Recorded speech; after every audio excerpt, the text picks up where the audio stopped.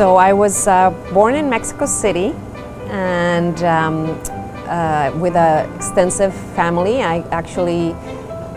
It's a bit of a diverse family because my father is Mexican, so all of his side of the family obviously is from Mexico, but my mother's side of the family are Italian, and they immigrated to Canada after World War II. But we grew up in Mexico City, more with my Mexican side of the family. We were a very close-knit family where we would get together every weekend. Christmases and Easter, special occasions like that were very important and very family-oriented and very loud. We would have all sorts of Mexican traditional food, but also a lot of Italian food. Food played a very crucial role in these reunions. I think it's always in a lot of these families, I would say, because I would see it also with my friends' families. Food plays a key role in bringing everyone together, because we would sit around the table for hours, eating, drinking, just having conversations.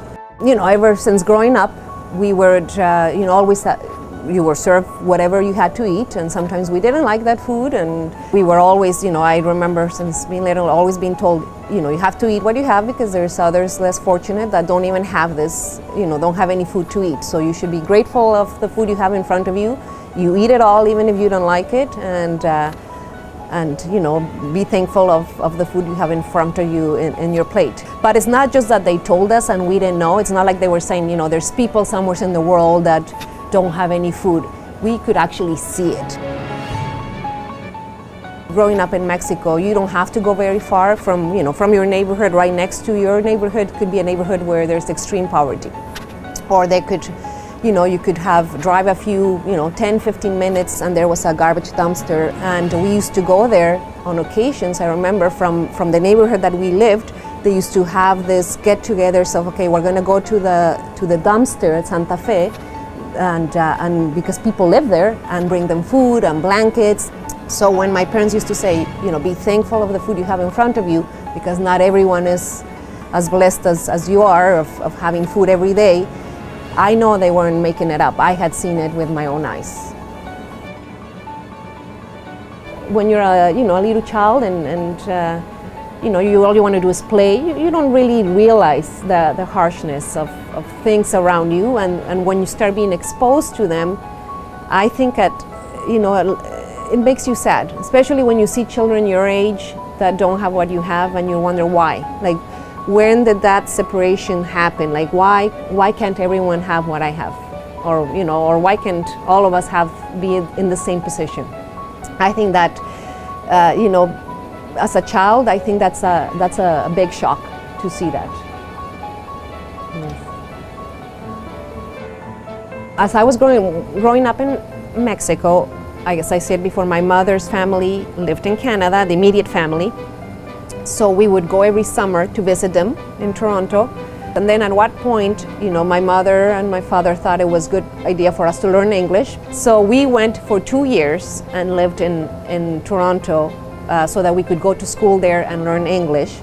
And then we moved back to Mexico, continue all my, the high school, my bachelor's degree in Mexico. And then after that, I decided I wanted to go to grad school. And that's when I moved to Vancouver to pursue my master's degree and then my PhD in food science. So for grad school, I went to first do a master's degree, a master's of science, and I did it in food microbiology. I was just very interested in seeing how, what were the agents that could cause food spoilage or foodborne disease, and means of preventing foodborne disease. While I was finishing my master's, I started doing also a side project that included creating value-added products from underutilized fish. And that sort of side project sort of sparked an interest on me again to see how could we develop products from food resources that were actually being wasted or thrown away.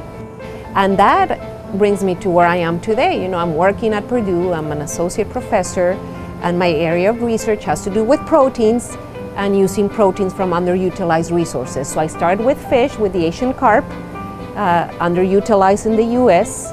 So, you know, all these years after, and I'm now working on that. I never thought about it ever until, like, I think it just becomes a part of you. Like, I had never made that connection of how growing up, seeing poor people with no food whatsoever to eat and living in very extreme poverty conditions with extreme malnutrition, and seeing food being wasted, in the case now of the Asian carp here, that connection of, you know, I think it's just a part of me now. I would have never connected those two dots, but now that we talk about it, I'm like, that's definitely something that influenced me and made me become who I am today, of how that, you know, growing up makes you sort of your path as to where your career is going to go.